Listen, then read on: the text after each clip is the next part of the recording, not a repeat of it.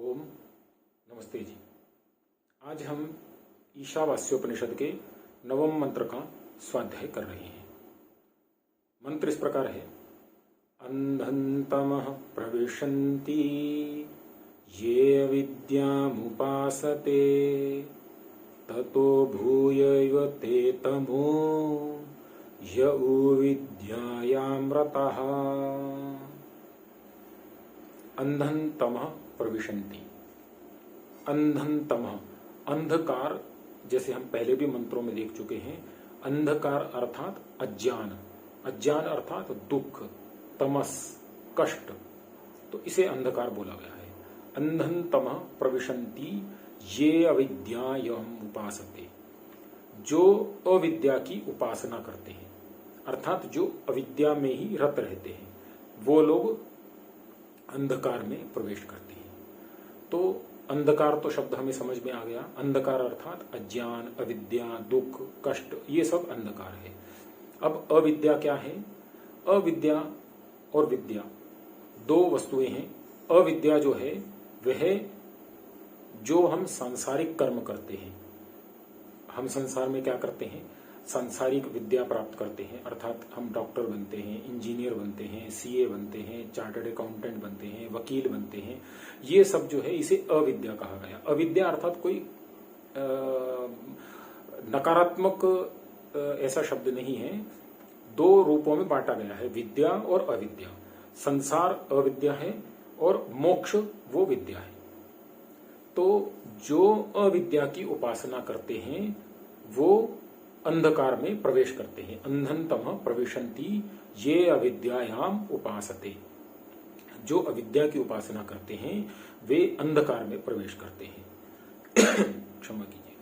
उसके पश्चात जो विद्या की उपासना करते हैं वे उससे भी गहन अंधकार में जाते हैं। अंधन्तमः प्रविशन्ति ये अविद्यायाम उपासते ततो भूय इव ते तमो यउ विद्यायाम रतः। जो विद्या में रत रहते हैं वे उससे भी अधिक अंधकार में जाते हैं। अब हमें करना क्या है? विद्या को समझना है या अविद्या को समझना है? परंतु इस मंत्र के अनुसार, यजुर्वेद का जो मंत्र है नवा मंत्र, इसके अनुसार तो अविद्या में जाएंगे तो अंधकार में, और विद्या की तरफ जाएंगे तो उससे भी अधिक अंधकार में जाएंगे। तो इसका अर्थ क्या है वो हमें थोड़ा सा समझना पड़ेगा। तो पहला है अविद्या। अविद्या है अर्थात जैसा मैंने बताया कि हमारे जो सांसारिक कर्म है, हम सांसारिक विद्याओं को पढ़ते हैं, वो सब अविद्या में आता है। सांसारिक कर्म करते हैं, भोगों को भोगते हैं, भोजन करते हैं, तो वो सब जो हम कर्म करते हैं वो सब अविद्या में है। अर्थात उसका जो फल मिलेगा हमें सांसारिक रूप में फल मिलेगा, तो अविद्या का फल अविद्या के रूप में ही मिलेगा। सांसारिक फल जो मिलेगा वो सब अविद्या है, उससे हमें मोक्ष की प्राप्ति नहीं हो सकती, इसीलिए उसे अविद्या कहा गया है। दूसरा है विद्या। अगर हम विद्या में रत रहते हैं तो हमें मोक्ष की प्राप्ति होगी, परंतु यहां लिखा है अगर हम विद्या में रत रहते हैं तो उससे भी अधिक अंधकार में हम चले जाते हैं, उससे भी गहन अंधकार में जाते हैं, अर्थात उससे भी अधिक ज्यादा दुख प्राप्त करते हैं, कष्ट प्राप्त करते हैं, ऐसा इसमें बताया गया है। तो इसका अर्थ यह है कि जो व्यक्ति विद्या प्राप्त कर लेता है, थोड़ी सी विद्या प्राप्त होने के पश्चात उसमें अहंकार आ जाता है कि अभी मैं बुद्धिमान हो गया, अभी मुझसे अधिक बुद्धिमान कोई नहीं है। तो वो दो कार्य करता है। पहला तो अहंकारी हो जाता है, सबके सामने बड़ा होकर के चलता है, मुझसे अधिक कोई ज्ञानी नहीं है, सबको नीचा दिखाने का प्रयत्न करता है। तो पहला ये दोष उसमें आ जाता है। दूसरा दोष क्या आता है? वो आगे विद्या का अध्ययन समाप्त कर देता है, बंद कर देता है या कम कर देता है। उसे लगता है कि मुझे जितनी विद्या आती है यहाँ पर तो उतनी किसी को आती ही नहीं है। तो उसे अपने आप पर, अपने ऊपर, अपनी बुद्धि पर अहंकार हो जाता है। तो अहंकार होने के कारण वो अधोगति को प्राप्त होता है। परंतु जो विद्या प्राप्त नहीं कर पाया है, जिसने विद्या प्राप्त नहीं की है, जो साधारण मनुष्य है, उसे तो विद्या प्राप्त नहीं हुई, तो वो अंधकार में ही जाएगा, उसका तो कुछ भला होने वाला नहीं है। तो इसीलिए यहां पर कहा गया है कि जो व्यक्ति अविद्या की उपासना करता है वह अंधकार में जाता है। अर्थात उसे तो मालूम ही नहीं जीवन किस लिए मिला है, जीवन का करना क्या है, जीवन में कौन सा लक्ष्य प्राप्त करना है, कैसे प्राप्त करना है, उसके लिए क्या क्या कार्य करने हैं, कुछ भी उसे ज्ञान नहीं है। अब ज्ञान नहीं है तो वो अंधकार को ही प्राप्त करेगा। अंधकार अर्थात उसके अगले जन्म अच्छे नहीं होंगे, या तो मनुष्य के मिलेंगे या इतर योनियों के अर्थात मनुष्य से नीचे योनियों के मिलेंगे। मनुष्य योनियों के मिलेंगे तो भी उसे जो जन्म मिलेंगे वे सब अच्छे भोगों वाले नहीं मिलेंगे, अच्छे माँ पिता नहीं मिलेंगे, अच्छी पत्नी नहीं मिलेगी, अच्छा पति नहीं मिलेगा, अच्छे बच्चे नहीं मिलेंगे, कुछ ना कुछ कष्ट उसको रहेगा। तो ये अंधकारमय जीवन में वो प्रवेश करेगा। वो कौन? जो अविद्या की उपासना करता है। परंतु जो केवल विद्या की उपासना करता है वो उससे भी अधिक अंधकार में जाता है, क्योंकि केवल विद्या की उपासना करने वाले के अंदर अहंकार आ जाता है। अहंकार आने के कारण वो विद्या की उपासना करना छोड़ देगा, विद्या पढ़ना छोड़ देगा और समझना छोड़ देगा, दूसरों का सत्कार सेवा आदर करना छोड़ देगा। उसमें अहंकार आ जाएगा। अहंकार आ जाएगा तो वो जो अविद्या प्राप्त किया वो मनुष्य है, जो अविद्या में ही रत है, उससे भी अधिक अंधकार में जाएगा। ऐसा इसका अर्थ है। अब अगला प्रश्न आता है कि अब हमें करना क्या है? विद्या भी प्राप्त नहीं करनी, अविद्या भी प्राप्त नहीं करनी, तो करना क्या है? तो हमें करना क्या है? करना ये है कि अविद्या तो प्राप्त करनी है, क्योंकि अविद्या के कारण हमारा जीवन चलता है। हमें भोजन करना है, कुछ हमें धन लगता है, उसके लिए हमें कहीं व्यवसाय करना पड़ेगा, कोई नौकरी करनी पड़ेगी, कुछ तो कार्य करना पड़ेगा, तो वो सब अविद्या में आता है।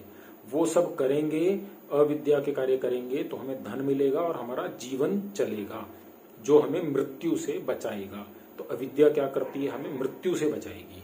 और विद्या जो है वो मृत्यु के पश्चात का कार्य करती है। तो वो कैसे करती है?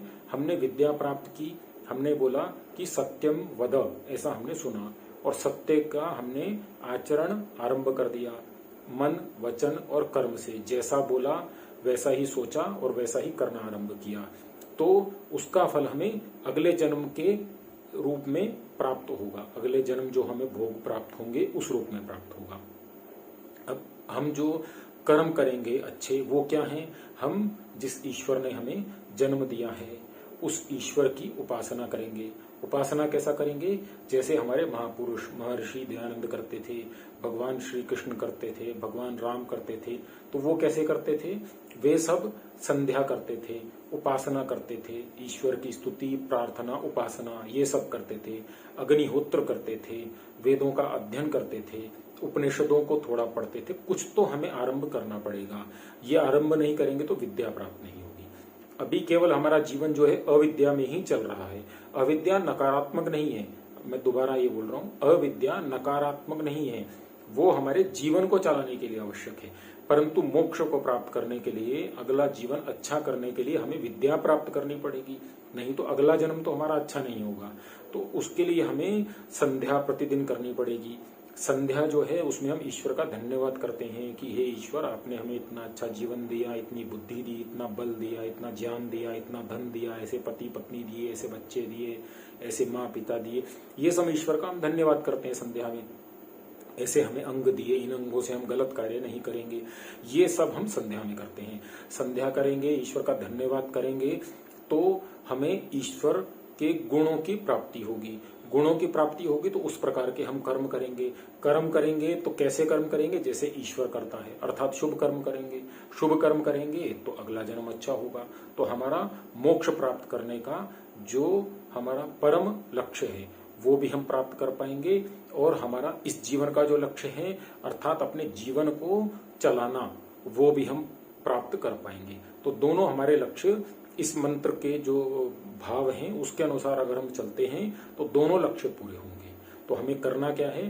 अविद्या प्राप्त करनी है। हमें डॉक्टर, इंजीनियर, चार्टर्ड अकाउंटेंट जो भी बनना है वो बनना है, परंतु साथ में विद्या को भी लेकर के चलना है। हमने आज विद्या छोड़ दी है तो हम अविद्या में ही रत हैं, तो हम अंधकार में ही जाएंगे।